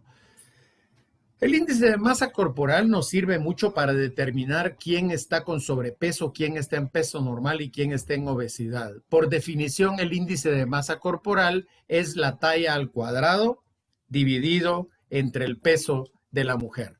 Y cuando vemos los valores de índice de masa corporal, aquel valor que está entre 19 y 24.9 es normal, aquel que está entre 25 y 29.9 es sobrepeso, y todo aquel que está en 30 o más, ese índice de masa corporal nos pone en evidencia que nuestra paciente es obesa por definición. ¿Qué importancia tiene esto? Pues que está demostrado que el incremento del aumento del riesgo tempranamente de muerte en aquellas mujeres obesas anda alrededor de entre el 30 y el 50% más en relación con aquellas mujeres con índice de masa corporal entre 19 y 25. Eso quiere decir, hay una relación directa entre obesidad y riesgo cardiovascular. Y por el otro lado, que encontramos que hay una mayor posibilidad de riesgo entre los grupos de entre 30, que es una mujer en etapa reproductiva, y 64 años, en donde la mujer, en teoría, ya transcurrió más de 10 años de estar en menopausia, con excesos de peso entre 5 y 10 kilos. Por definición, nosotros mencionamos, de acuerdo a ATP3, al Programa Nacional de Colesterol, el reporte del panel 3, que síndrome metabólico es aquel conjunto de factores de riesgo que por separado e individualmente se van a expresar en forma leve. La hipertensión por un lado, la diabetes por otro, la hipertrigliceridemia por el otro lado. Pero en conjunto, acuérdense que cuando hablamos de síndrome, estamos hablando de un sinnúmero de síntomas y algunas veces los signos incluidos dentro de esos síntomas. Y cuando hablamos de que esos factores de riesgo se juntan, aumentan en forma considerable el riesgo de tener enfermedad cardiovascular. Otra definición es que el síndrome metabólico es el conjunto de todas aquellas manifestaciones metabólicas que incrementan el riesgo cardiovascular, y hay quienes lo definen también como el incremento del riesgo en diabetes. ¿Qué incluyen estas manifestaciones metabólicas? De nuevo, obesidad central, hipertensión arterial, alteración en los valores de lípidos, principalmente en las lipoproteínas de baja densidad, como consecuencia de ello el colesterol total y los triglicéridos. Importantemente, la resistencia a la insulina o la intolerancia a los carbohidratos, o ambas, o incluso la enfermedad de diabetes como tal. De tal manera de que cuando nosotros vemos esta gráfica, el síndrome metabólico es una enfermedad multifactorial, multicausal, que engloba todo el entorno de la mujer que se encuentra en la etapa de hipoestrogenismo, pero que además tiene comorbilidades que se asocian con ese hipoestrogenismo. Sin embargo, en este anillo de entidades que ustedes ven acá y que conocen mejor que yo, cuando hablamos de síndrome metabólico, ¿en dónde inicia el problema? ¿Cuál es la causa de síndrome metabólico inicialmente? La resistencia a la insulina, porque cuando nosotros tenemos esta hormona que normalmente producimos en el cuerpo para ayudar a convertir toda el azúcar que proviene de los alimentos y transformarla en energía, si nosotros tenemos resistencia a la insulina, se va a acumular patológicamente un exceso de azúcar en nuestra sangre y va a preparar el escenario y el entorno para la aparición de un sinnúmero de condiciones patógenas y de enfermedad. En esta diapositiva, con culpas por estar en inglés, me permito mostrar cuál es el rol que tiene la obesidad en el síndrome metabólico. De nuevo, si nos vamos hacia arriba, vamos a ver obesidad y cómo el simple hecho de tener ese aumento en el índice de masa corporal nos lleva a un aumento de los ácidos grasos libres, que tiene dos caminos: o modificar negativamente los factores del perfil de lípidos, porque de una u otra manera alteran el catabolismo de las lipoproteínas de alta y de baja densidad, lo vemos en otra diapositiva. Por el otro lado, ese mismo aumento de los ácidos grasos libres puede ser responsable de hipertensión arterial.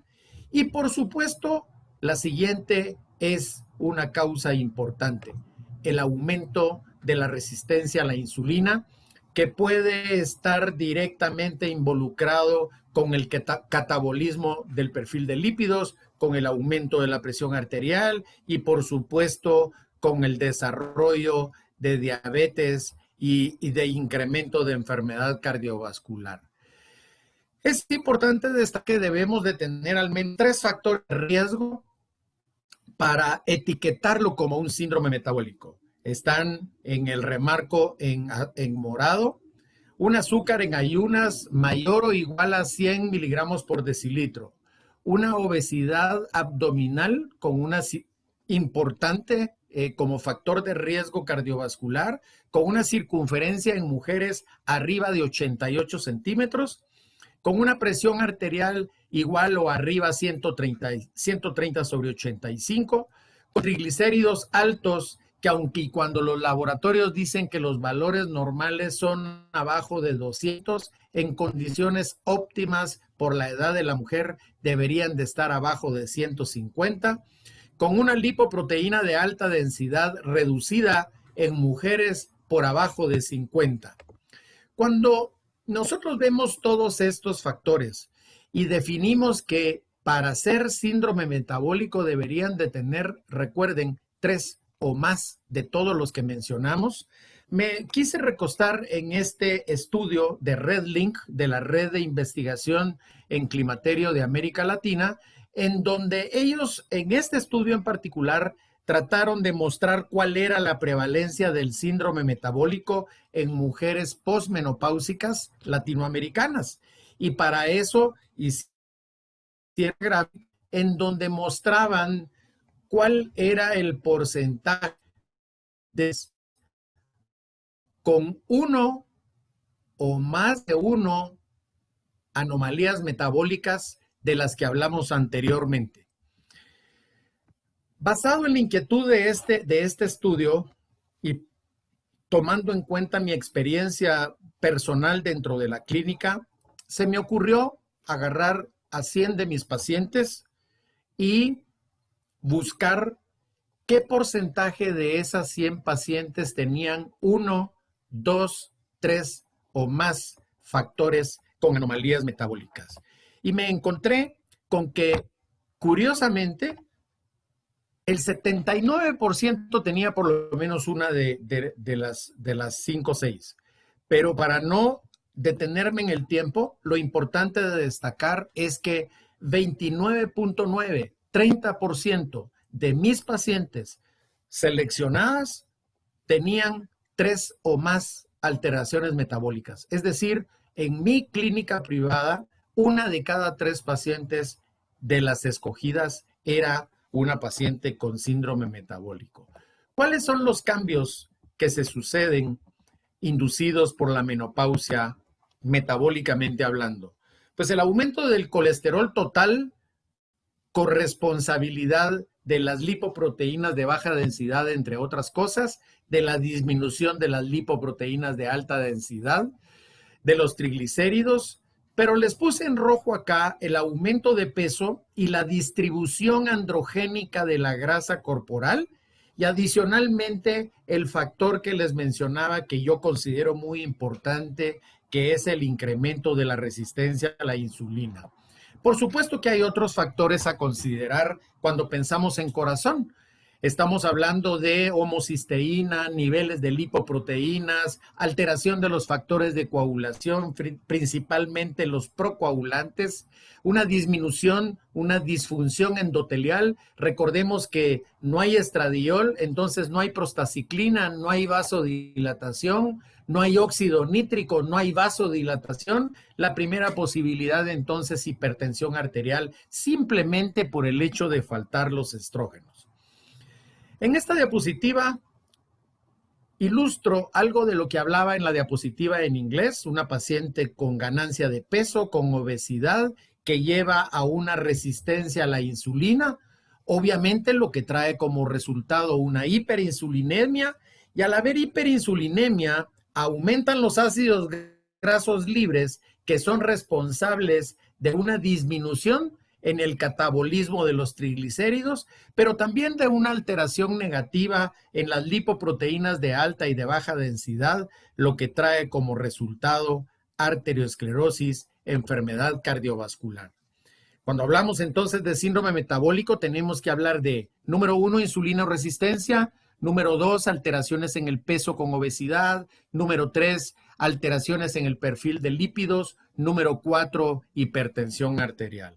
Y cuando hablamos de síndrome metabólico, entonces, si tomamos en cuenta los 4 aspectos a considerar arriba, este es responsable de enfermedad cardiovascular.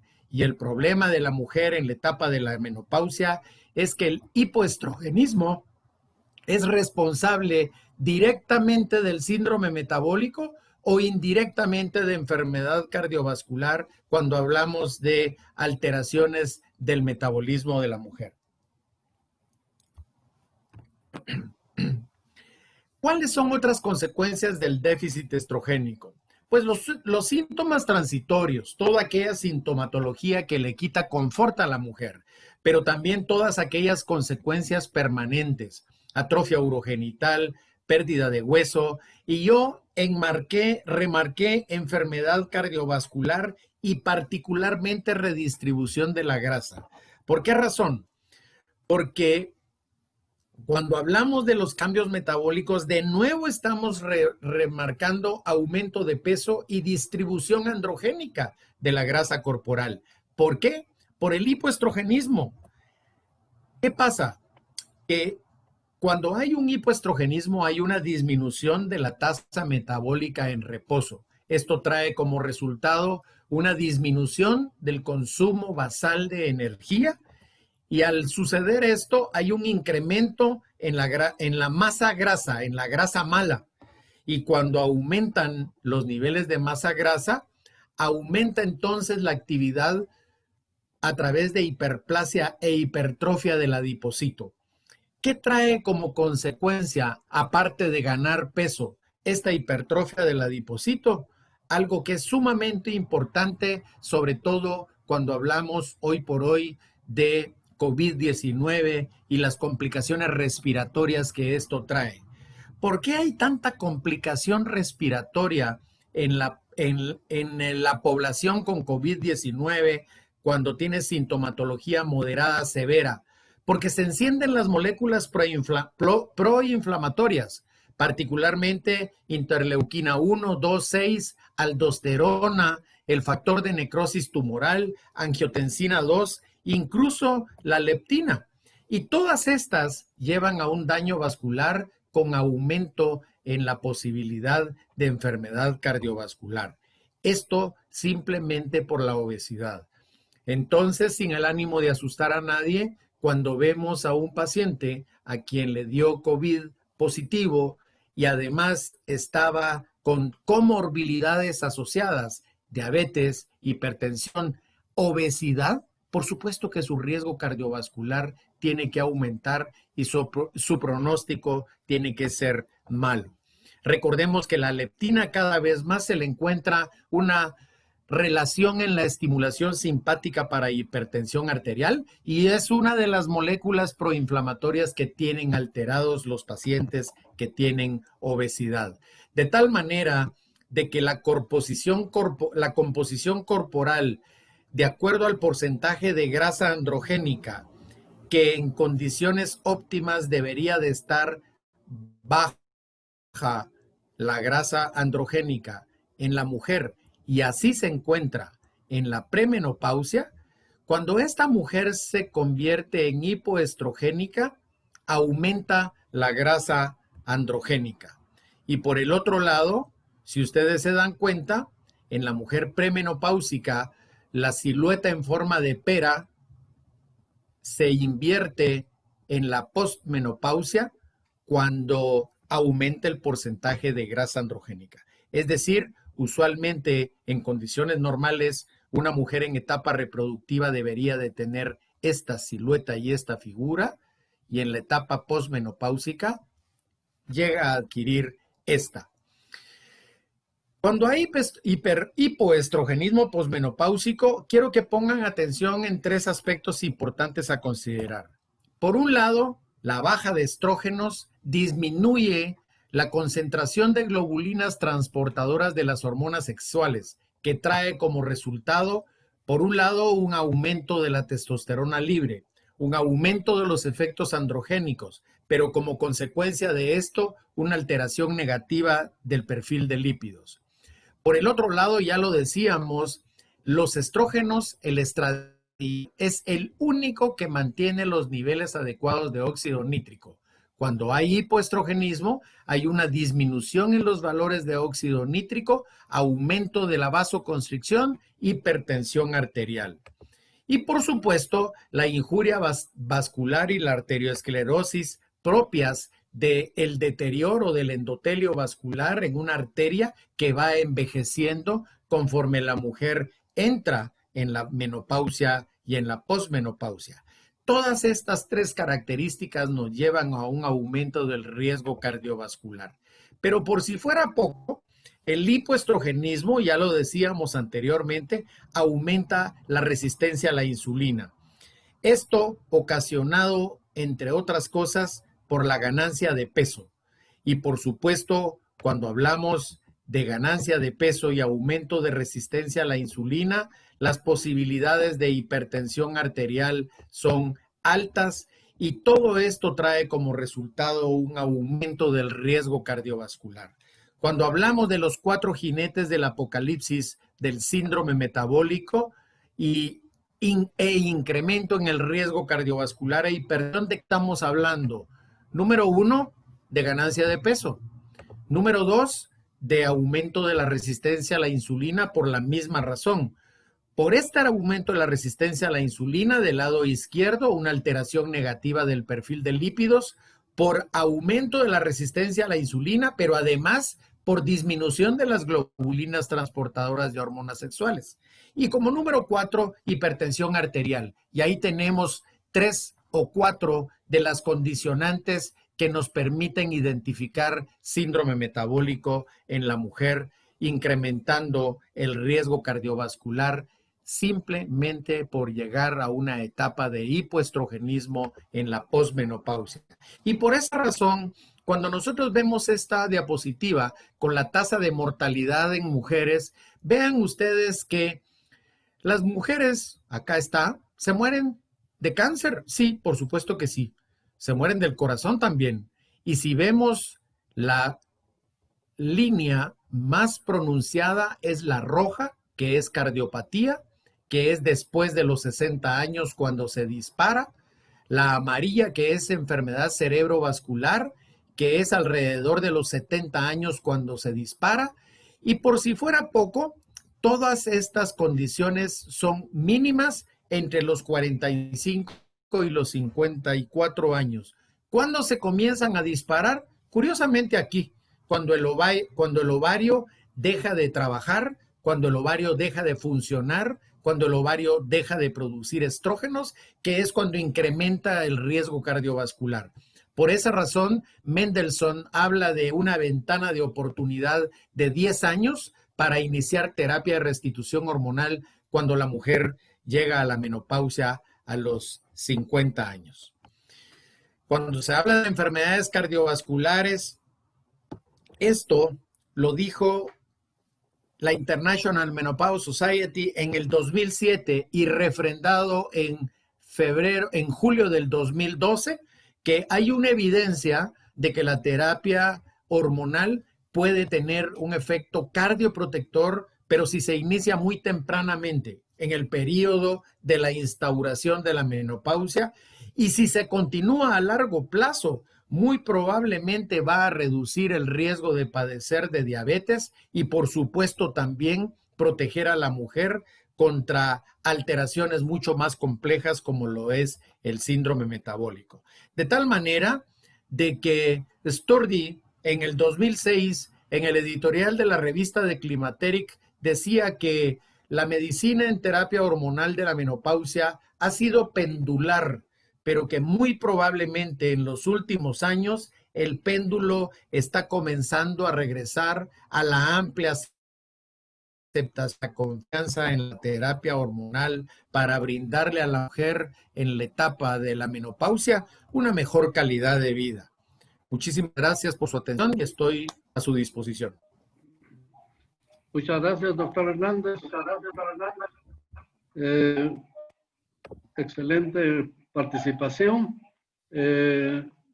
Vamos a entrar en este momento a hacer algunas preguntas, no muchas, pero vamos a tratar de tener con ustedes las que más creo podamos tener a pena de cada uno.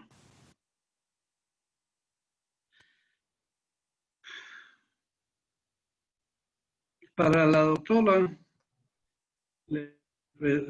Mariana, ¿qué opina de la efectividad de los fitoestrógenos hormonal como hormonas bioidénticas? Tal vez pasar al doctor.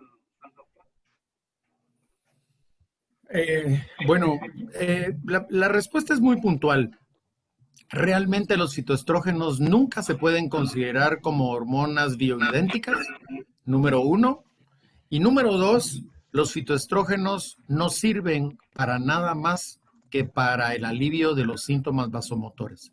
No hay evidencia de cardioprotección, no hay evidencia sobre hueso, no hay evidencia sobre tracto geniturinario. Y la razón es muy fácil. La mujer no tiene receptores vegetales, tiene receptores para estradiol.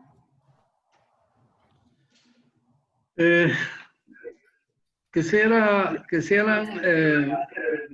conocer su opinión, doctora Mariana Castillo, acerca de los pellets de testosterona. Muy bien, doctor, gracias. Los pellets o implantes parecen ser una muy buena, efectiva opción. Lamentablemente no tienen comprobado el perfil de seguridad. Además, dan niveles muy suprafisiológicos de testosterona y ya cuando están colocados no se pueden retirar, aunque la paciente tenga efectos secundarios adversos como hirsutismo, por ejemplo. Entonces, eso pues complica aún más el cuadro de la paciente. Y también nos hacen una pregunta la doctora Astrid González. ¿Cuánto tiempo se puede usar la testosterona? El tiempo aproximado podría considerarse unos 6 meses, pero no es un tiempo escrito en piedra porque va a depender muchísimo de cómo la paciente va respondiendo y conforme van apareciendo los efectos secundarios que ya habíamos platicado. Entonces, puede ser un poquito más o un poquito menos, pero sí se sugiere que cada 4 a 6 semanas se esté monitoreando a la paciente.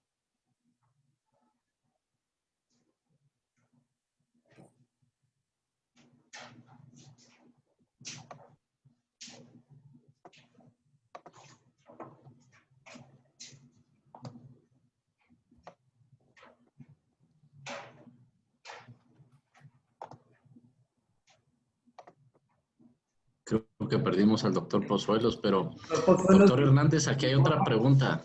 ¿A partir de qué momento y por cuánto tiempo recomienda la terapia hormonal de la menopausia?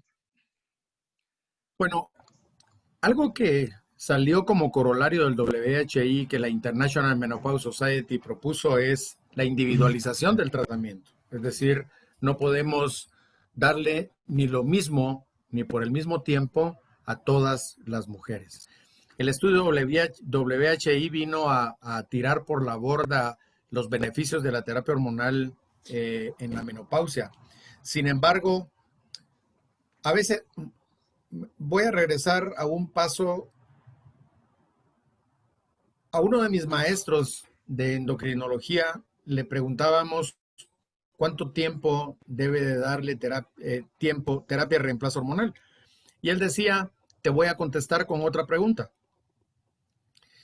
Si tú tienes una paciente diabética que tiene un problema endocrino, metabólico, a la que le vas a dar hormonas, insulina, metformina, glibenclamida, lo que quieran, ¿cuánto tiempo le vas a dar tratamiento hormonal a la mujer diabética? El resto de su vida. Si uno quiere aliviarle los síntomas vasomotores a la mujer, ¿cuánto tiempo? El tiempo que dure en resolverse el problema de la sintomatología vasomotora. El problema es que si yo estoy consciente de que le quiero cuidar su corazón y su hueso, ¿cuánto tiempo le voy a dar tratamiento? Por mucho tiempo, y se lo voy a dar por un largo periodo de tiempo.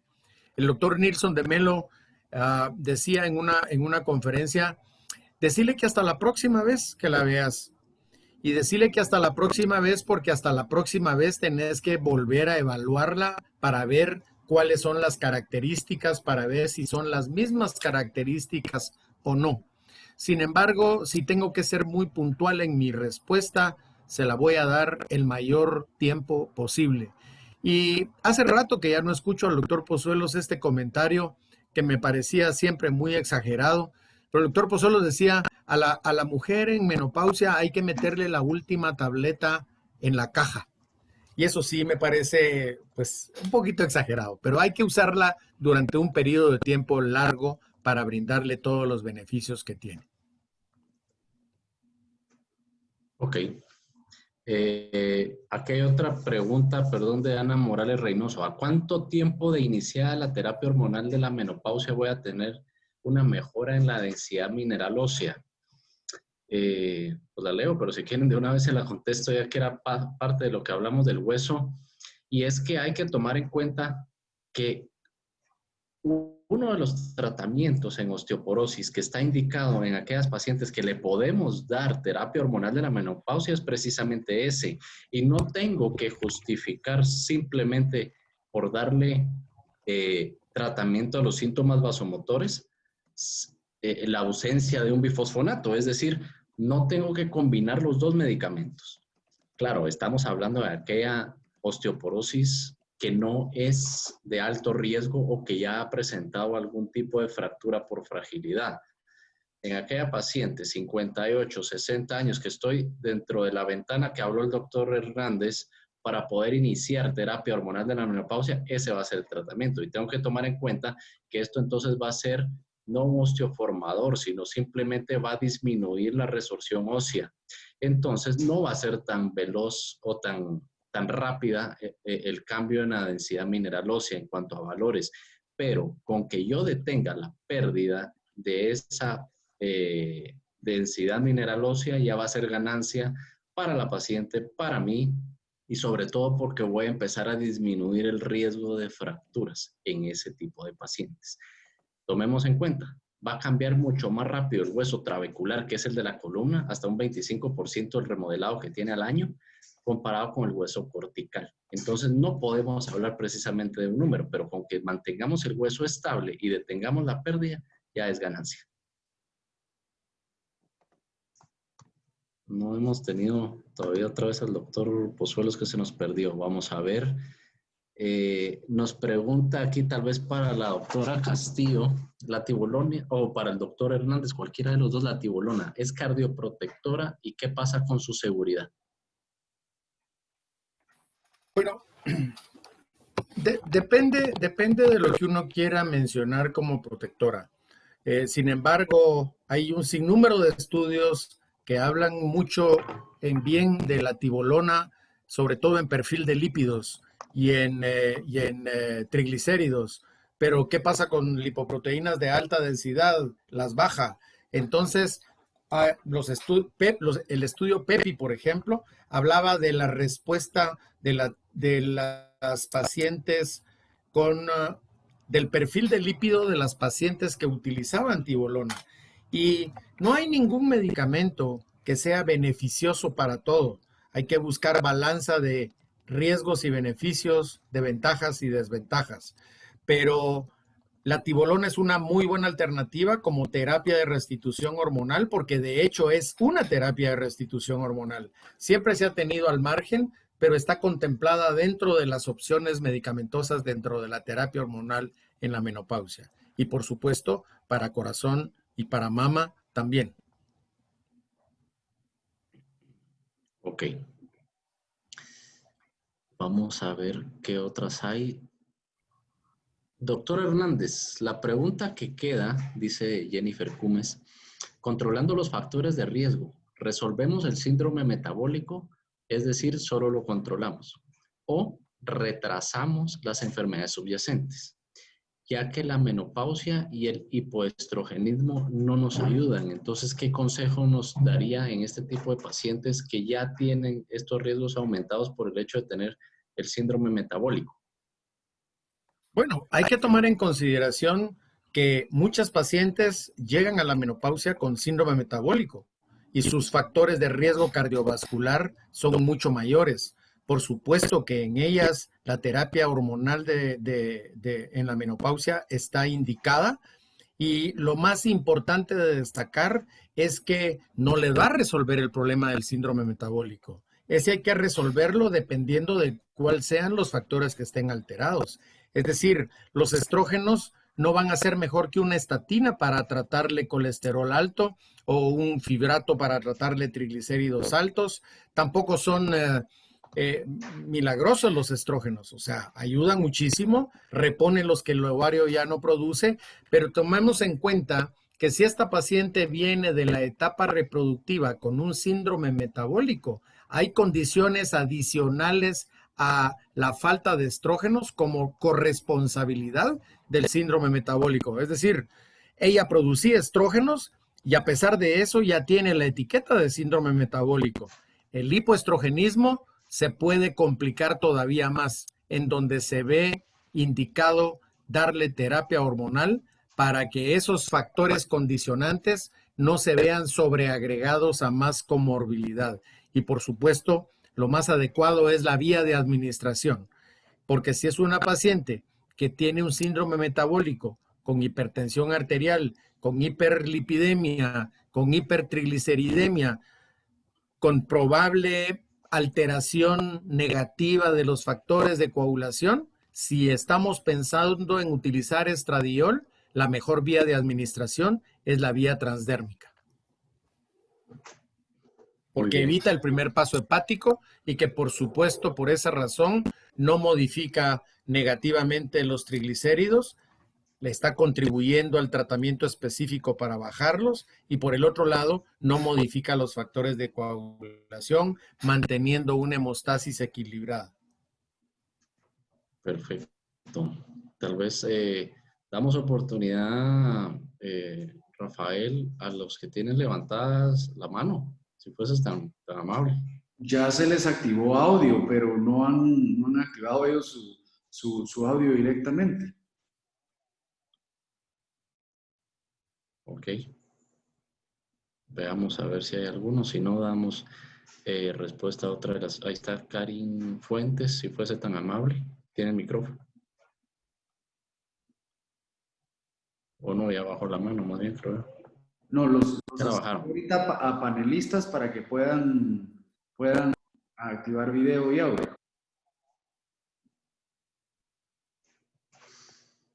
Doctora Castillo, mientras esto sucede, ¿qué otra alternativa tendríamos para la menopausia, hablando de hormonas, para pacientes con antecedente, 1, de cáncer de mama y 2, que tengan hiperplasia o que hayan presentado hiperplasia endometrial? Bueno, pues ahí ya sabemos que las pacientes con antecedente de cáncer de mama definitivamente pues ya no pueden usar terapias a base hormonal. Entonces, principalmente recomendaríamos en ellas pues el estilo de vida saludable. Va a aconsejar a todas las pacientes y algunas terapias alternativas no hormonales. Si la paciente lo que está refiriendo son síntomas vasomotores, cefalea, bochornos, los calores, que son los más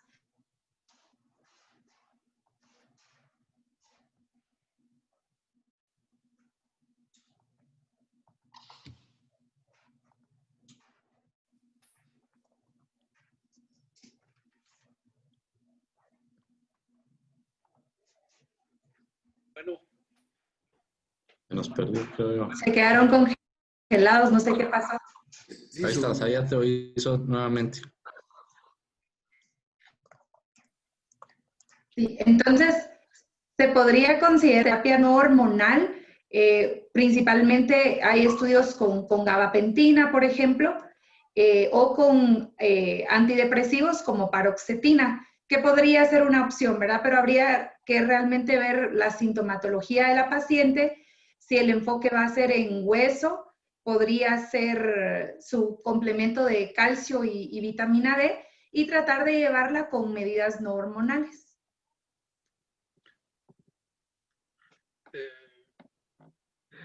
Están haciendo una pregunta al respecto de que les gustaría saber sobre el tratamiento con Estrogen Aid.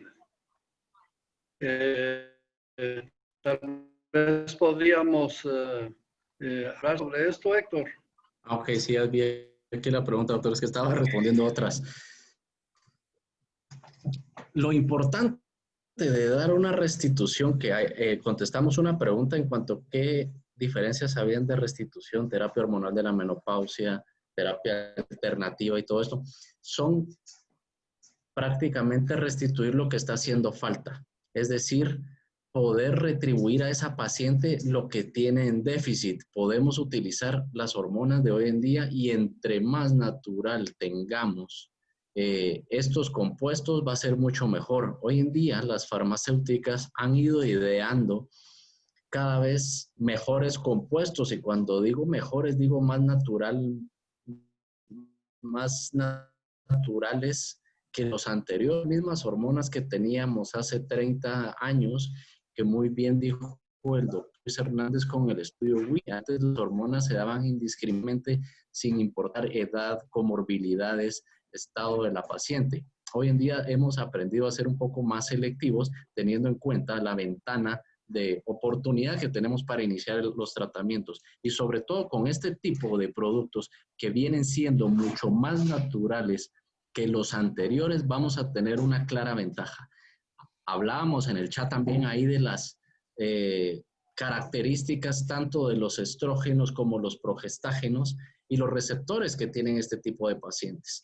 Muy claro decir que no sirven los fitoestrógenos realmente para tener todos los efectos benéficos que sí lo tiene. En este caso, el Estrogen Aid, por ser algo realmente natural, porque la paciente se confunde y cuando dice, recéteme por favor algo natural, algo que venga de la soya, algún fitoestrógeno, y eso sabemos hoy en día que no va a tener los mismos efectos para bien como las mismas hormonas naturales que sí realmente provienen del 17-beta-estradiol y en este caso que vienen de la placenta, hablando exclusivamente del Estrogen Aid, pero sí los fitoestrógenos van a tener los mismos efectos deleterios que tienen cualquier otro tipo de hormona. Entonces tenemos que tener muy clara esta distinción, y sobre todo poder aprovechar las ventajas que en este caso nos está dando Estrogen Aid.